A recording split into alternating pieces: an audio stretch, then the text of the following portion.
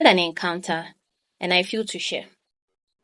This particular day, I needed electricity, and NEPA decided to do their doing. I'm sure Nigerians will understand.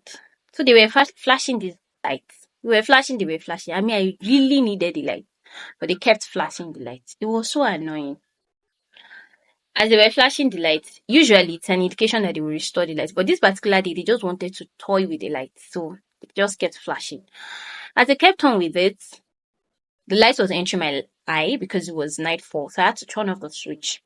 As I turned off the switch, I sat back and it occurred to me that no matter, for a blind person, no matter how intense the light is, no matter how bright, he or she would never notice. He or she would never be bothered because he can't identify colors. And that reminds me of a saying I had from administration. The minister said that a blind person cannot be a judge of colors. And it's true because he's used to one color. Now, this isn't to spite or to talk down on blind people, but I'm going somewhere. For those who do not know Christ, for one who is not walking in the light of the gospel, that person is in utter darkness. And no matter how much light they shine to that person, right in his face, the person will know. But there is one light that penetrates differently, penetrates deeply, penetrates distinctly, and it removes every skill of darkness. I present to you Jesus. His light. He made believers light. Remember the story of Paul? Saul became Paul. It's quite a popular story. Darkness fell on him. He became blind.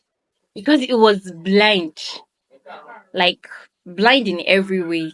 It was just one scholar that was going about thinking he was doing the right thing because he was blind.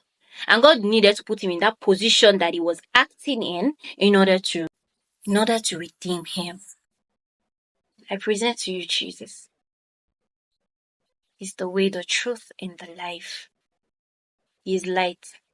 His light is distinct. His light penetrates. His light makes every scales of darkness fall off. Just as he did for Saul. He's calling out to you today. Yours might not necessarily need to come with a literal darkness. But if you don't have Jesus, I say it without any repentance, that you're walking in darkness. It's a path I've walked in. So I know. And just like they kept flashing the light, a blind man would never see, or a blind person would never see. We have the choice. You want to keep walking in darkness, not being able to differentiate anything. A stable light, a flashing light, colors, beauty, nothing. You won't be able to differentiate, you won't be able to identify, you won't be able to judge. But choose Jesus today, and He will shine light in your face. Every darkness will flee, every blindness will turn to light, and you also will bear light to other lives. Because a blind man cannot lead a blind man, they will fall into a ditch. But a man with a sight, a man with light in his sense of sight, can lead thousands, can lead hundreds, can lead millions. Do you want to keep falling in a ditch? Or you want to be a leader following Jesus? It's your choice. But I beseech you by the mercies of the Lord that you choose Jesus. He is light in every sense. I repeat, Jesus is light in every sense. In every capacity, light is Jesus is.